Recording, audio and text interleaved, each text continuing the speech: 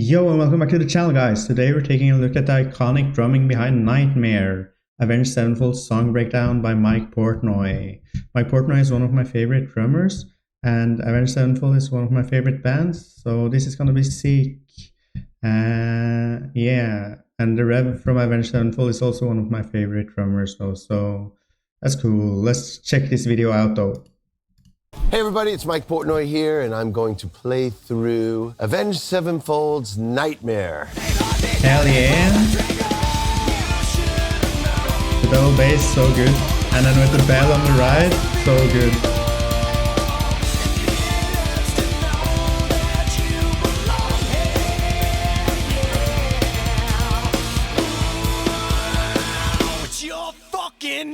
Such a good drum part. Playing on Avenged Sevenfold's Nightmare album was really quite an experience. It was an emotional roller coaster. I mean, if you don't know the backstory, their drummer, Jimmy the Rev Sullivan, passed away right before they were set to begin work on this album. I guess I was one of his favorite drummers, so they gave me a call to come in there and finish up the job for him. So we awesome. spent a lot of time really nailing it and making sure that his vision was brought to life, and that was pretty much my job for this session.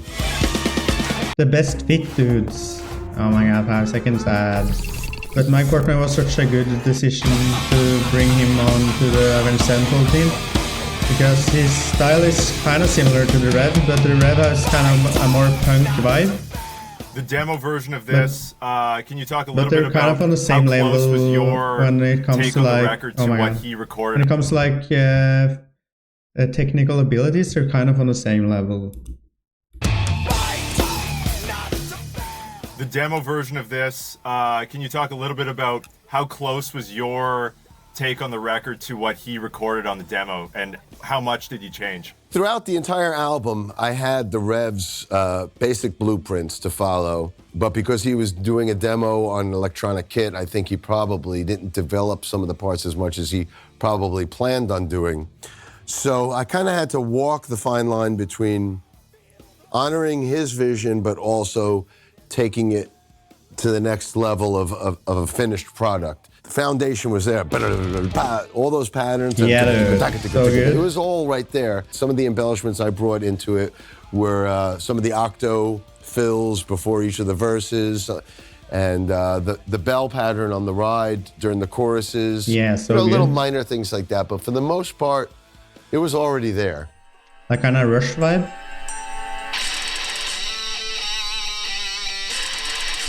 Single guitar, no harmony. Yeah.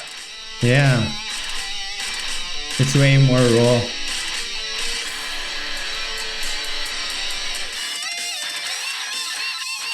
So you kept it pretty close. Yeah. What he wrote, yeah. Oh yeah. I mean, I played everything that was there. Yeah. It's just a matter of just adding to it. Yeah. But So anything respectful. that was there, I love it. wanted to, fulfill his vision. You mentioned the Rev had come up with that kind of intro fill. Is that just like hand to foot stuff, or how would you explain the intro part? So the drum patterns on the intro, I'm not sure if I'm sticking it the same exact way that the Rev did on the demos, but I'm doing kind of like quads. It's almost like it's a triplet feel, but I'm doing quads within the triplet. Such a sick feel.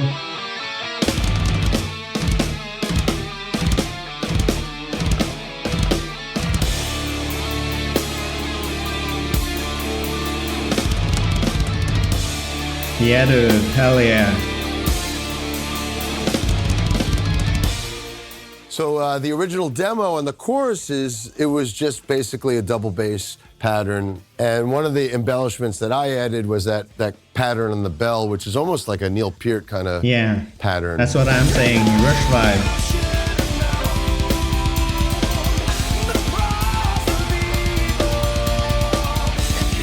Sounds so good.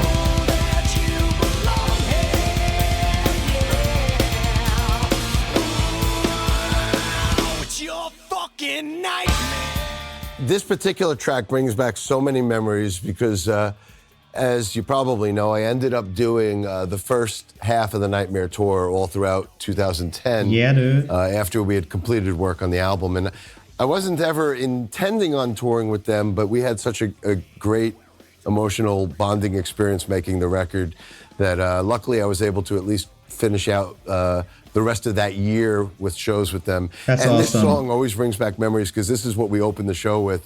And on that tour, the Nightmare Tour, the show started with a guy like on the top front truss of the stage, walking across the top truss, and then literally jumping off. It was quite the spectacle, and I had never been part of any kind of production like that. It was very theatrical. It was kind of like something like you would have seen Alice Cooper do.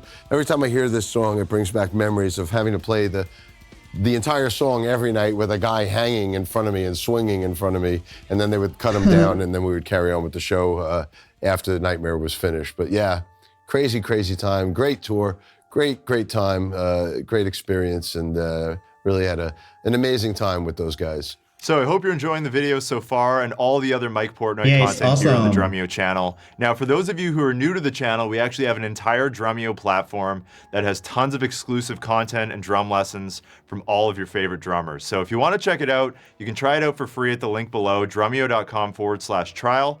And with that, let's check out Mike's full playthrough of Nightmare. Ooh, awesome.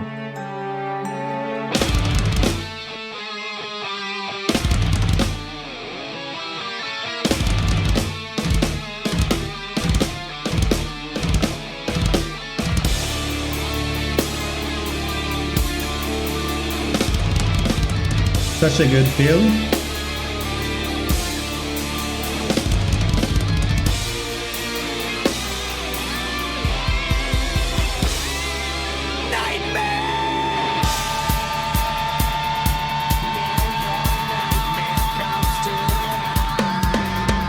Yeah, dude.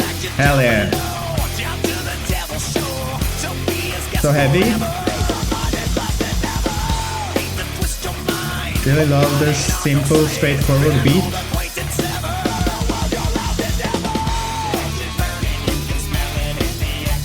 And now, like I lift up one step up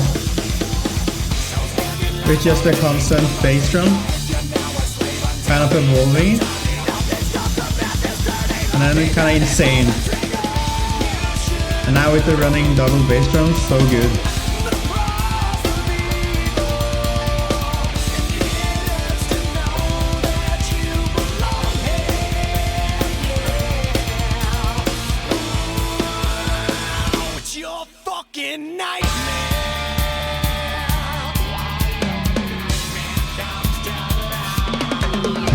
Hell yeah.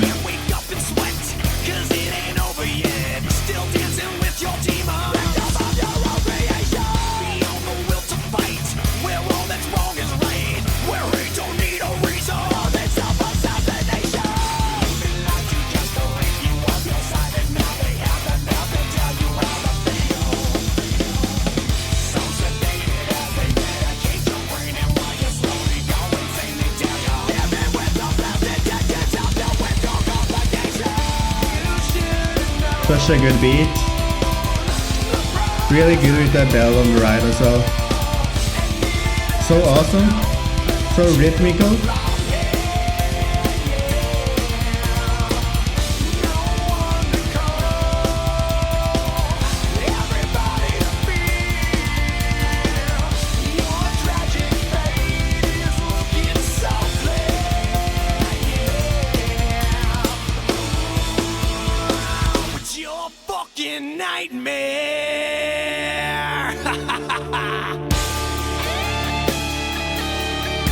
Solo. I love the little bursts of energy in those fills. And then a crescendo into the solo. Yeah, dude.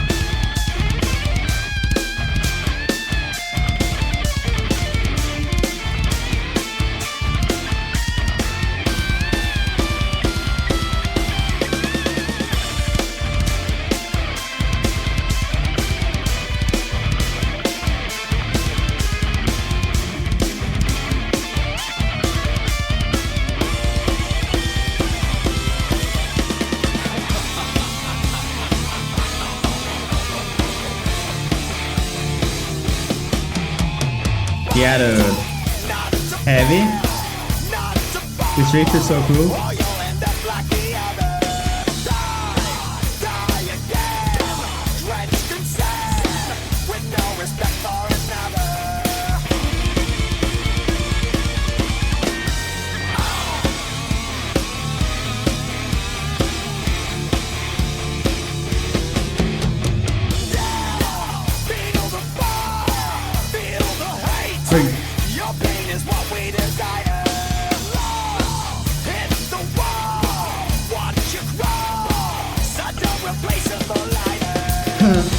I like it. Taking some creative liberties there.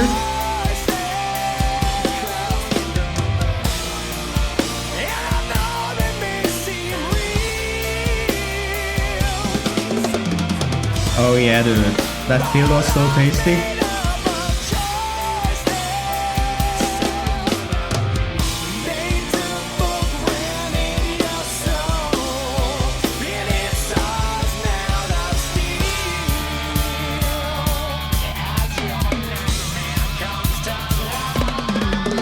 Yeah, dude. Oh, yeah.